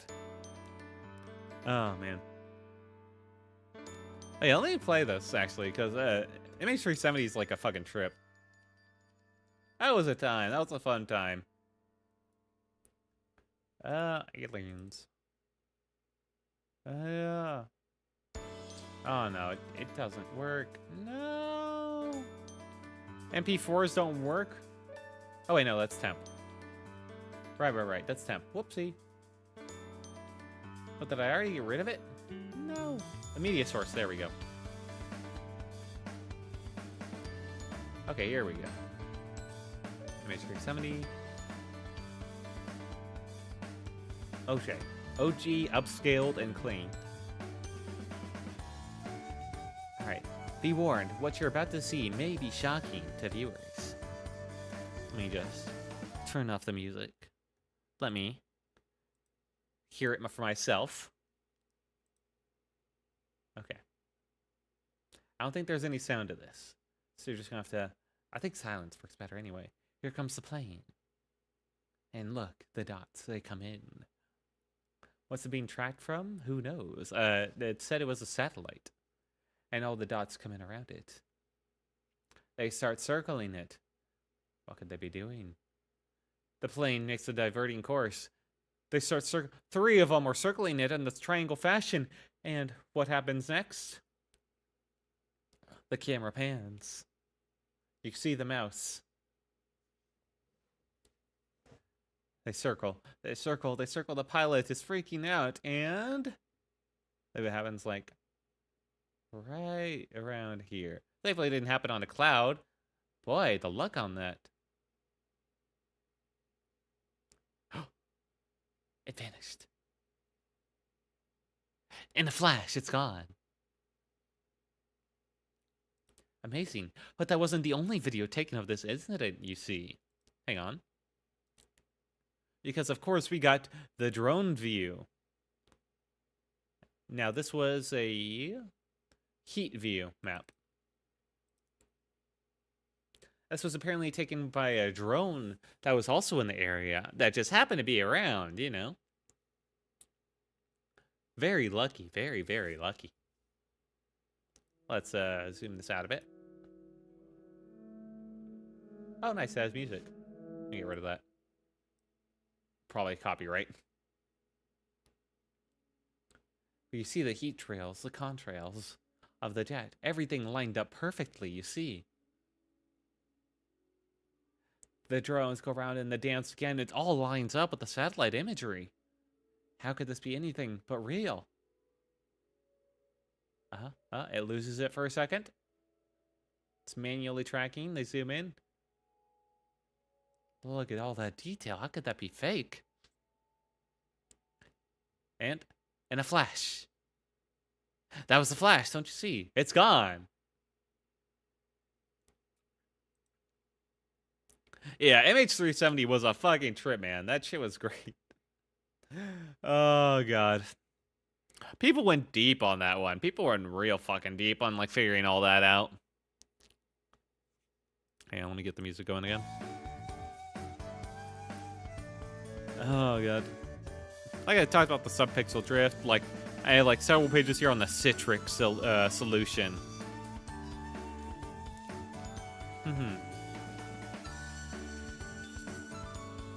Yeah, people couldn't figure out why it was made, because apparently it was made years ago, but it wasn't, like, like, brought up. The matching 37 seconds, the missing 3 minutes timeline addendum, the effects complexity. But, oh, God. Plane speed. The debris problem. Oh, yeah, because regardless of the whole alien explanation of MH370, the MH370 is a fucking wild rabbit hole onto itself. And, like, it's the debris just being really weird. How they found, like, debris technically from MH370 2 years later, but nothing was on it. Like, it was a completely clean piece of debris. Nothing, like, no coral or anything had grown on it. Yeah, and all the debris, pieces of debris are either missing their serial numbers or have serial numbers that don't match or have at most partial matches. That there's nothing that technically links the debris to MH370 other than it's same type of common airplane. So yeah, there's some stuff like that.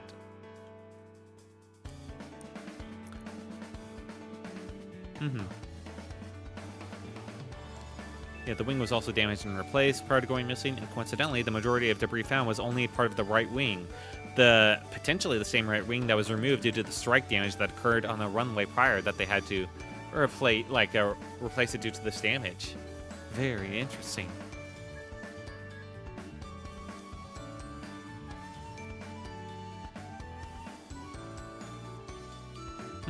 Okay, so hang on. There was a debris that had barnacles attached to it that was cleaned off from the pictures, but no analysis was done to determine the age of the barnacles. Yep. Oh wait, no, they weren't cleaned off. Yeah, there's a lot of conflicting info. Yeah, some had barnacles. What was in question was the age of them. Too young for the piece to have been in the water for that long. Yeah. In fact, here's a quote. Local Mozambique officials who were able to examine the Gibson piece firsthand were similarly skeptical. João de Abreu, the director of Mozambique's National Civil Aviation Institute, was quoted by his government's official news agency as saying that the object was too clean to have been in the ocean for 2 years.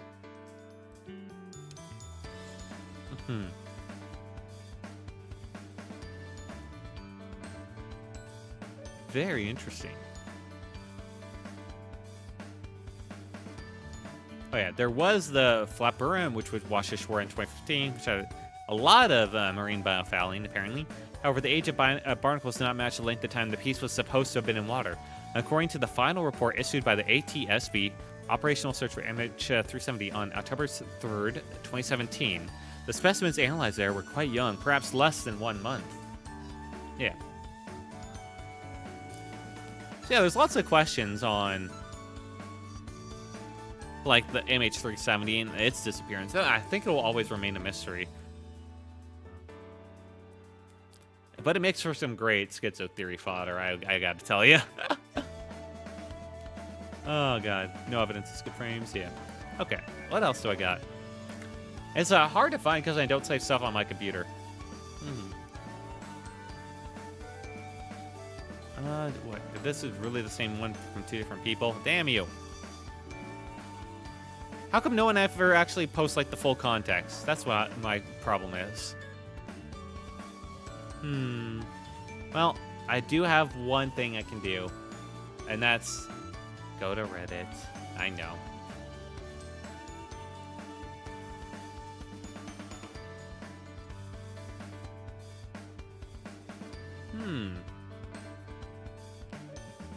Now, there is some more schizo theories, but this one's just like pure Twitter stuff. So nothing from like 4chan, I think. Let me get the browser going. Yep. Oops, this is still on that. Yep. Nope. There we go. What the? No, thank you. I don't want to be here. There you are. Are currently reaching Earth. By using the word currently, we meant that both factions are now arriving, almost openly, by the thousands, exactly the number of people assigned to them in their plan of the gradual settlement, in search of the safe places so far underground that have been prepared to house them. See, now they're like mix and matching the schizo theories. Now they're saying like, okay, they're coming from outside, but they're settling underground. That's what the problem is. The noisy drone-like flying objects emitting pulsating lights that hover over U.S. territories and military installations without being attacked or disturbed are, without a doubt, U.S. military drones that appear to be trying to create a diversion to cover actual foreign vessels. Okay, he's kind of on my wavelength here. You know, I see him, except he says that they're doing it for the aliens, like they're doing them a favor. In the case of the U.S. installation, some newcomers have encountered a security issue. Drinking water was to be supplied by pipes from a natural surface reservoir, but a hidden just-in-case tunnel was discovered intended to flood the installations. This shelter has been refused. The problem manifestly led to the drone frenzy around the previously hidden facility.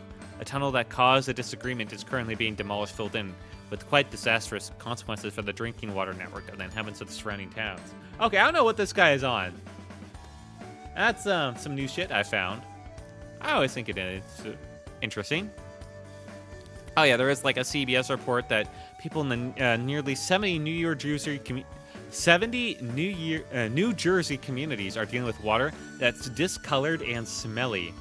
The water company says it's safe to drink, but some aren't so sure. And they're linking it to like the drones or whatever. Yeah. That's always fun. So now let's go back. Ugh.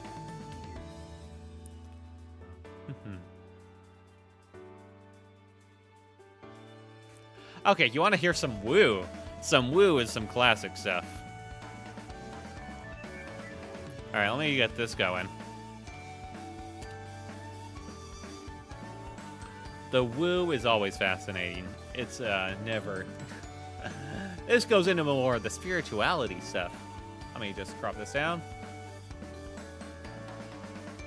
Always be cropping, always be cropping. 1200, yeah, I'll be good. And I'll bring it in on the left too, just to like make things nice and even. There we go.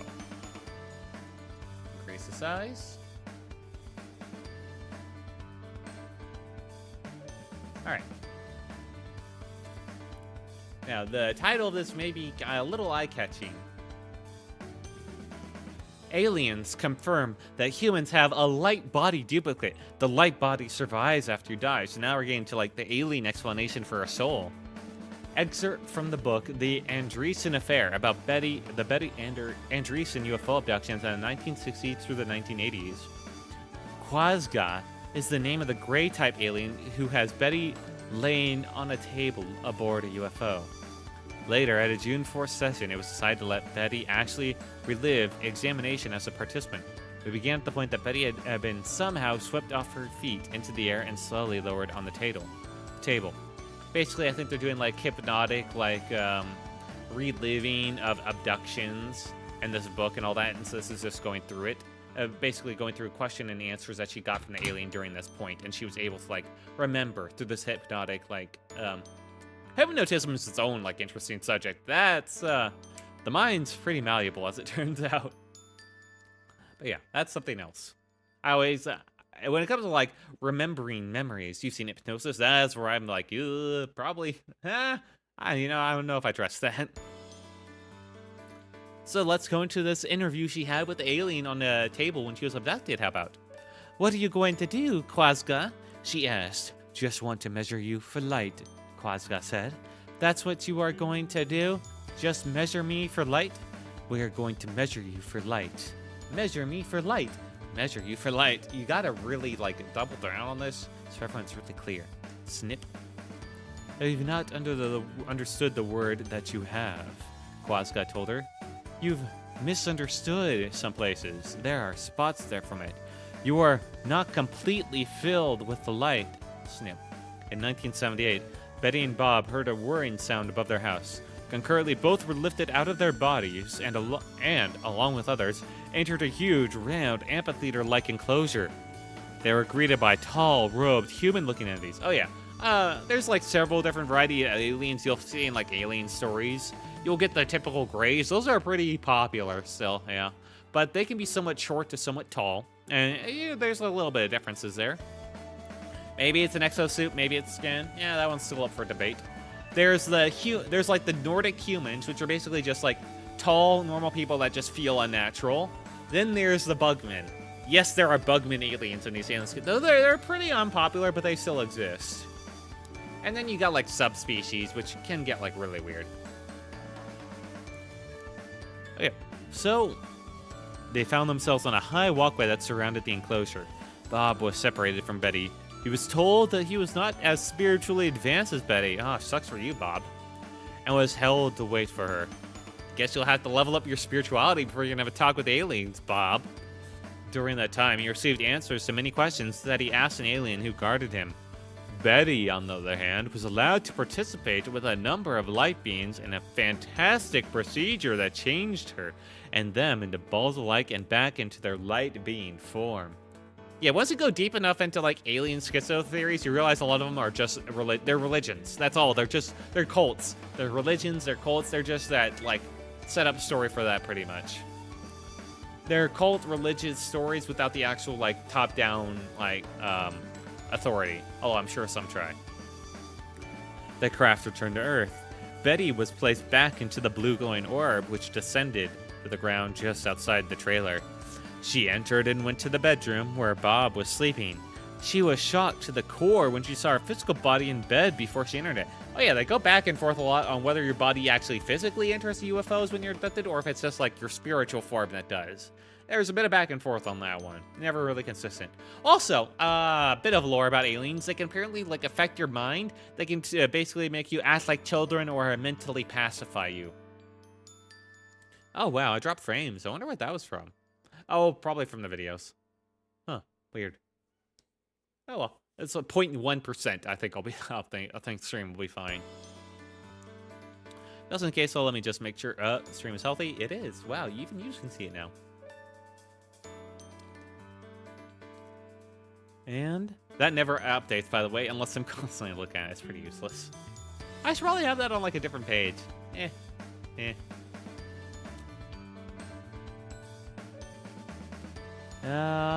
Betty had no idea how her physical body got back to the trailer while she was still in an OBE state of being.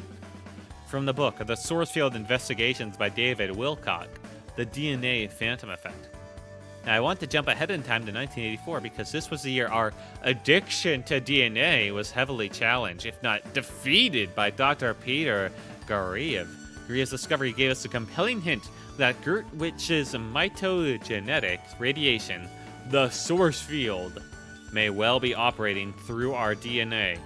Furthermore, Guriev's discovery suggests that the complete genetic codes for an organism might not actually be found in the DNA molecule at all, at least not as their final location. When Guriev put a sample of DNA in a tiny quartz container, zapped it with a mild laser, and then observed it with sensitive equipment that could detect even single photons of light, he found that the DNA acted like a light sponge. Somehow, the DNA molecule absorbed all the photons of light in the area and actually stored them in a corkscrew-shaped spiral. I love this one. This one goes like crazy.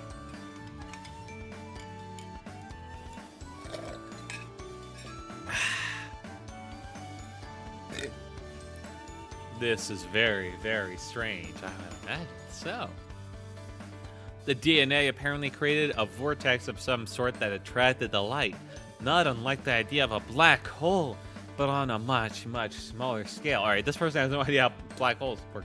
Well, he's saying just like a black hole, not that it's a black hole. But, yeah, super tiny black holes don't live for very long. Dr. Priya Gurev's DNA phantom effect proved that the DNA molecule captures and stores light. And even if they are big enough to last long, then they become a problem for everything and everyone. A mysterious force holds the light in the same place for up to 30 days after the DNA molecule itself has been removed from the area. Oh my god, ghost light! Let me just fill up. Whatever was holding that light in place, it did not need the DNA molecule at all. It was something else.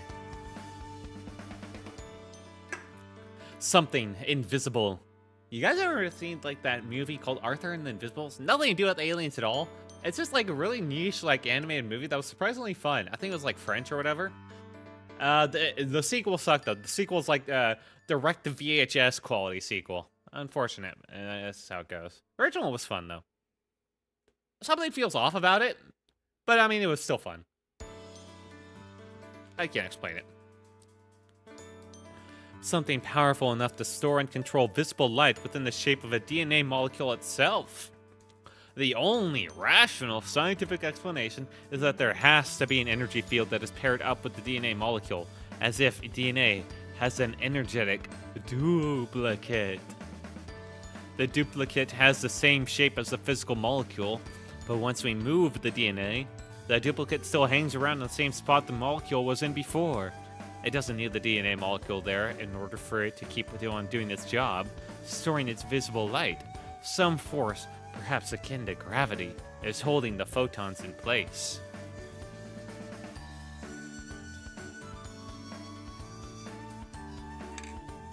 Like I said, this one goes crazy. I love it.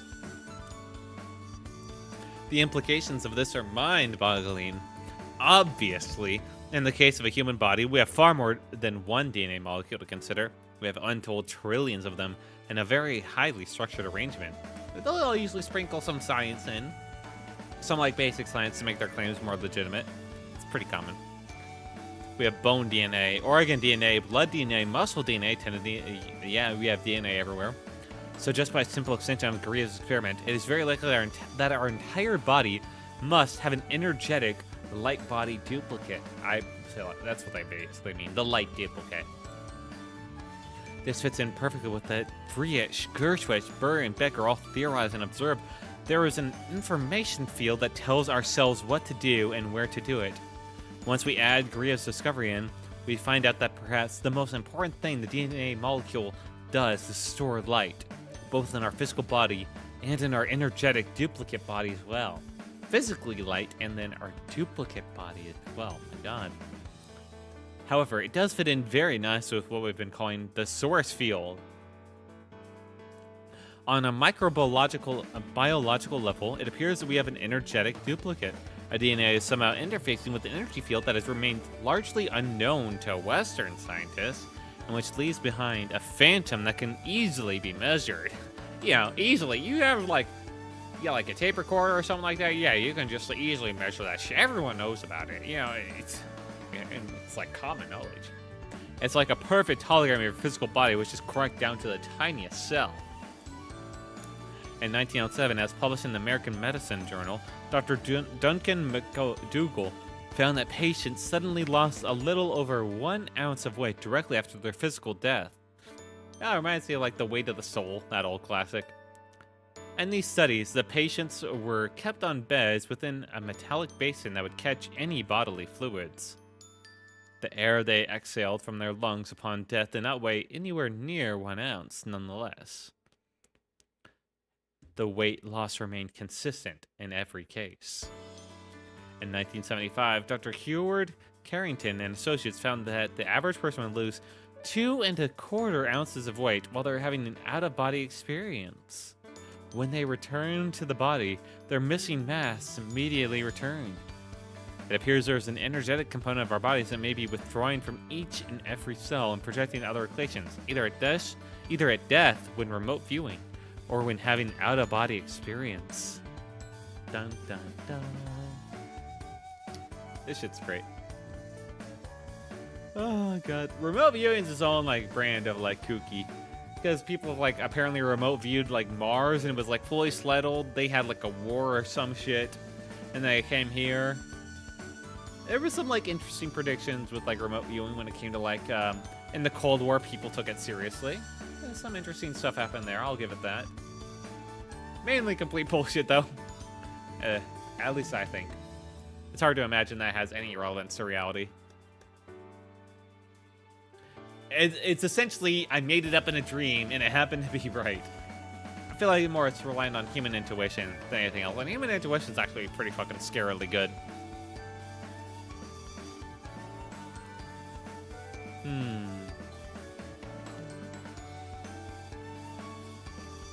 Let's see, what else is there? God, I wish I saved everything. But it takes up so much space. You know? I don't have the space for everything. Oh, wow, everything really blew up from the New Jersey incident, huh? Damn.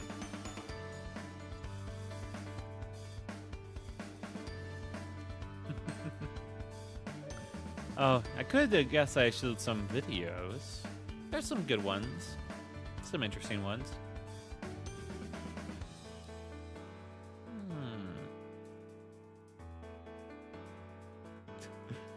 Oh, boy. Oh, people are still going on about MH370. That's fucking great. I mean, you gotta admire, like, the effort, huh? Let's see. I'm trying to find some good ones. I did prepare a bit, as you saw. It's hard to find it, though. I always have, like, this feeling that it'll be easy to find. It never is. And it always ends up being, like, really fucking hard to find stuff when you're trying to find it.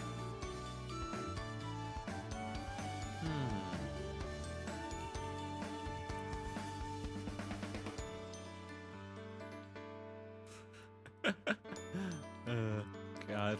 People have like the weirdest fucking photos as well. Let's see. Oh, well, there's apparently an article. Evidence of alien life could be revealed next month as the NASA filmmaker claims we found it. All right. Let's put this one on. I haven't read this one yet. No idea what it'll say. This one's news to me. I'll take it. Let's read it together. So, let's go about like 800 again, so. Yeah, Daily Mail. Fantastic publication, no issues ever. Okay. I think we can all agree on that. Okay. Telescopes on Earth have found evidence of intelligent alien life, and then proof will be released in less than 1 month. A filmmaker claims. Oh my god, if a filmmaker claims it, I've got to believe it. Simon Holland, who has worked on documentaries for the BBC and NASA-funded projects, said that an Oxford-backed program searching for extraterrestrial signals has quietly identified non-human intelligence in our galaxy.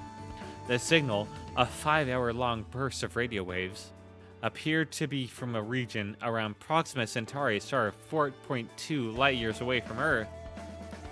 Oxford team has confirmed they are analyzing the signal, but have not revealed the likely source. looking for details. Hence a delay in publishing the news. Holland told the Mail the strange radio signal, which has been hotly debated ever since astronomers first detected it on like the 2019. Okay. Holland so this is like old news because this is like talking about a signal from 2019. This is from like October 2024. I guess they said could be revealed. You know, that's always their like backup. Holland described the signal as currently being in the low information zone. A term coined by skeptic Mick West to describe cases where tantalizing but minimal data makes it all but impossible for science to rule out even the most incredible theories. I see. The technical hurdles faced, Holland said, are that the signal is very weak. My contact is a senior EU radio telescope administrator. We have found a non-human extraterrestrial intelligence in our galaxy set, and people don't know about it. Oh my god. Alright, what else do you say? Yeah, steady.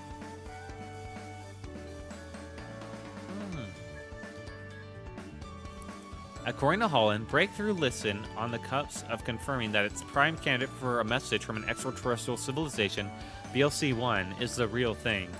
The project first picked up BLC-1 via Australia's Parkes Radio Telescope in 2019, but by 2021, the astronomers had come to believe that was likely a false positive or an artifact of Earth-based interference from human technologies. I mean, that sounds really out there. I think it's aliens.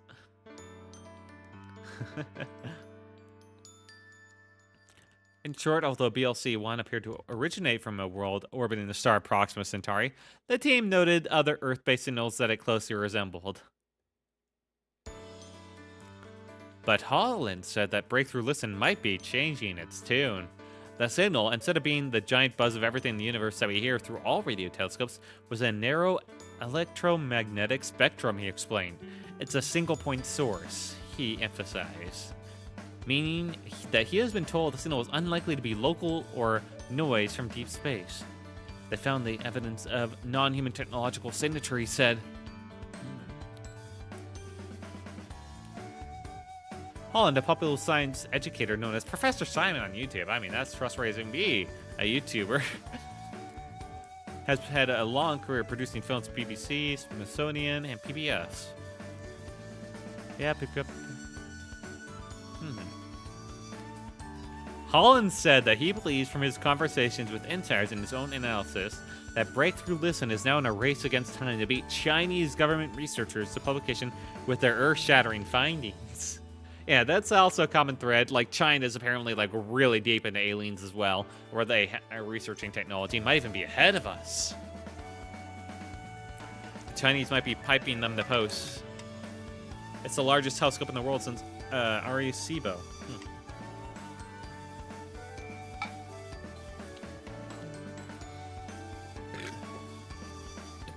Oh, so Chinese did announce an alien signal, but they quickly retracted it.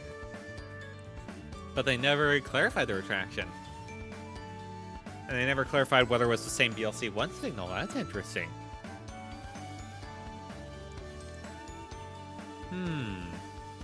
But Breakthrough Listen's last public comments about the mystery of BLC-1 came in October 21, when radio astronomers were leaning more toward the idea that the unusual signal had merely come for human sources. Nah, aliens. Gotta be aliens.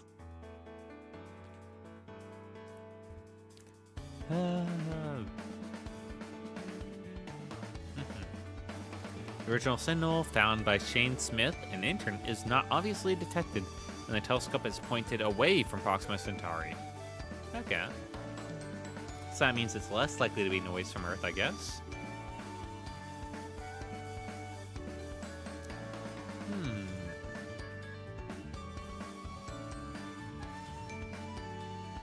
They found 4 million hits are eventually whittled away to 1 million after looking at hits with no motion. Another filter was applied for the remaining hits. They appear to come from the direction of Proxima Centauri. The researchers pointed the Parkes telescope at the star and then pointed it away, toggling between the on-off patterns several times, which left them with 5,160 possible candidates. while the team had quickly ruled out interference from satellites or other human aircraft. They came to suspect that faulty equipment near the Parkes Radio Telescope in Australia had created the BLC-1. Hey, I have heard a story about apparently like a fucking microwave, a leaky microwave, causing some signals that got people to panic. I like a telescope. That's always fucking hilarious.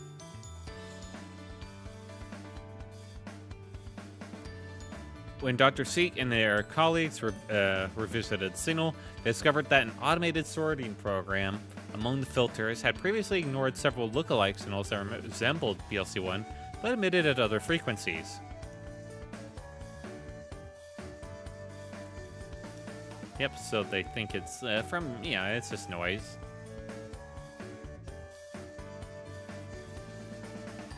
Digital electronics. Yeah. Yeah. And then it talks about, like, I'm not sure if this is part of, like, the same article. I haven't read Daily Mail ever. But yeah, it talks about, like, the WOW signal. WOW signal is interesting. Fossilized Martian microbes.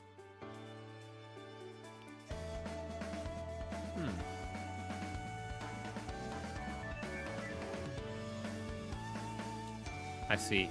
So it could have been from Earth. Makes sense. And then behavior types. This is like a nice little like summarization of all like the notable events for alien stuff, like the at least the mainstream ones. It dims at a much faster rate than other stars, which some experts have suggested is a sign of aliens harnessing the energy of a star. Recent studies have eliminated the possibility of an alien megastructure and instead suggested a ring of dust could be causing the strange signals. Nah.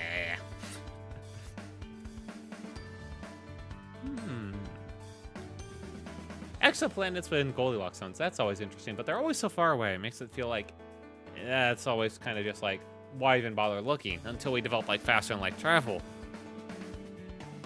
Anyway, that's it for that. That's kind of like the more notable stuff, I guess, in the recent times. Let's see, anything else? Anything last I want to like wrap this up with? We've got a lot of stuff like some credible government schizo theories and what aliens could be.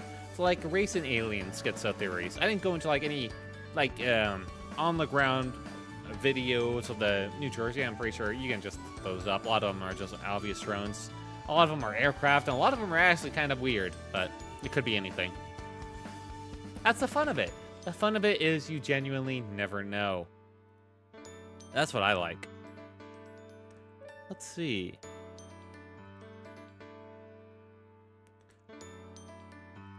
Anything else I can get? There's actually a lot of like interesting photos and videos as well, but they're usually some other stuff. Let's see. Oh, this guy's theorizing. Yeah. Oh, this is the actual full transcript of the whistleblower. Nice. This goes on for a while. I forgot just how long it goes on. Hang on, let me just get this. I'll skip through it real quick. This would be like the last thing. Although it is kind of just already going through what I just did. Hang on.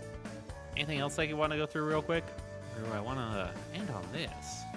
Oh, hey, here we go. Opinion on the UAP drones. All right, this is how it connects. Gotcha. Man, this didn't blow up in the mainstream at all.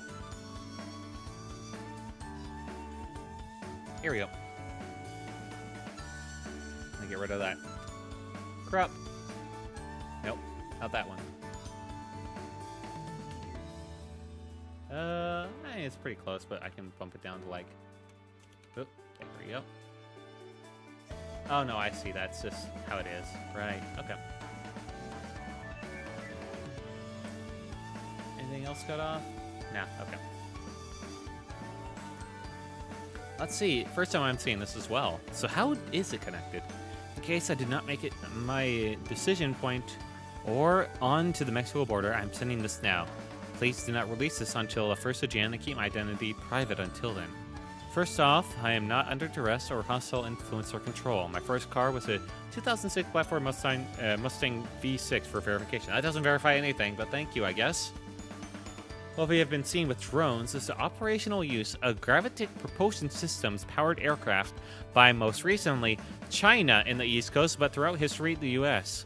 Only we in China have this capability. So he's contradicting the guy that referenced him. The guy that referenced him said that it was like subterranean people that are the technical aliens, and these are their drones. This guy's saying it's actually the US government. Only we in China have this capability. Our OPSEN location for this activity is in the box is below. China has been launching them from the Atlantic from submarines for years, but this activity recently has picked up. As of now, it is just a show of force, and they are using it similar to how they use the balloon for Signet and ISR, which are also part of the integrated comm system. There are dozens of those balloons in the air at any given time. What is because of the speed and stealth of these unmanned ASC. The most dangerous threat to national security has ever existed. They basically have an unlimited payload capacity and can park it over us if they wanted. It's checkmate. USG needs to give the history of this, how we are employing it and weaponizing it, how China is employing them, and what the way forward is. China is poised to attack anywhere in the East Coast. I've been followed for over a week now from likely Homeland or FBI. They are looking to move on me and are unlikely going to let me cross into Mexico, but won't because they know I'm armed and have a massive Interesting. Okay, so he actually conflicts with it. Well, great. That solves the mystery from the start of stream. Nice. Glad we can bring that back around. Oh, man. So I guess, what conclusions can we draw from here today? Schizo theories are fun. How about that? Yeah. Hang on. Let me come out here. For the final wrap-up, I did say today was going to be shorter. I'll probably talk more about aliens in the future. Maybe not a whole dedicated stream, but maybe, and maybe just at the start of stuff, you know? If I feel like it might be better to do it on like the pre-talk yap for whatever I'm doing that day, because that way I can like pull it from like whatever recent files I have on hand or recent stuff I've seen, so that'll be easier to get like the actual like source. Yeah. Alien schizo theories are fun. I enjoy following them. I have for years, whether it's on like X, whether it's on 4chan or whatever, or on Twitter, anywhere, or just like specialized forums too. They're fun because it's a mystery. If there was ever an actual answer to this, like one way or the other, they're not real, and you know everyone can like conclusively proved one way or the other they're real or not, and settled on an actual like one answer, it would be boring to me. Because you lose the whole mystery of the whole thing. You lose all the possibilities of what they could be. You know? That's what makes aliens fun to me, because there's so much they could be. It's also partly me coping because I actually have a little bit of a fear of aliens.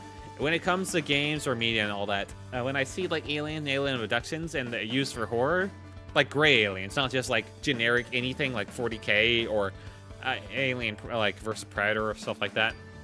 I'm talking about like gray alien abductions in the typical sense. Those get to me. Those actually do get to me. Aliens as like in media are actually pretty scary. They're scary. They get to me. I've been like this for a while. It's because a long time ago when I was in school, I would also search up alien stuff. I would search it up very late at night, and I would basically scare myself about them. But most importantly, one night I had an interesting experience where I basically heard, it sounded like the AC went on above me, except it was like 10 times louder than the AC had ever been, and like way more, you know, it's like that typical alien UFO sound than the AC had ever been. It freaked me the fuck out.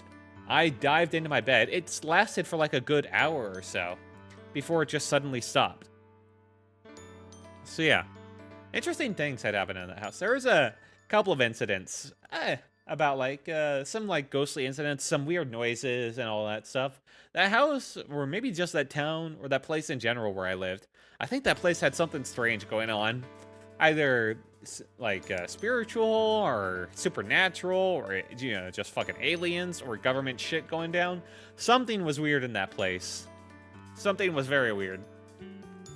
But it led to some interesting experiences, at least. Nothing like conclusive, unfortunately, but stuff I can look back and go like, huh, that was weird. And I mean, that's like the best spice of life there can be, right? I honestly wish I had more experiences like that, even if they are terrifying. I don't want to actually meet or be abducted because that would probably terrify me so bad my heart would burst. But confirmation would be nice, but also just more spicy experiences of, oh, what could that have been? That would be cool. Because in all the time since I've lived in that place, I've never had that like same quality of experiences, which makes me think like they really were unusual. So, yeah. I hope you enjoy this deep dive. I know Sprockets was here earlier. Thank you so much for stopping by. I know you didn't like stick around or for like the whole time you just going schizo for a bit, but I hope you enjoy what time you spent here, yeah? Yeah, hopefully me just like playing that video didn't like go on for too long. It probably did. I did not plan this out well. If you liked the stream, if you stopped on by, if you peeked in, or if you're watching this on the VOD later, thank you so much for your support. I'm just doing my own thing here. I'm not planning things out well at all, but at the same time, I hope you guys had fun. And I'm hoping I have fun too. That's part of it. Yeah, I have fun explaining this stuff at the very least and going into it and sharing it.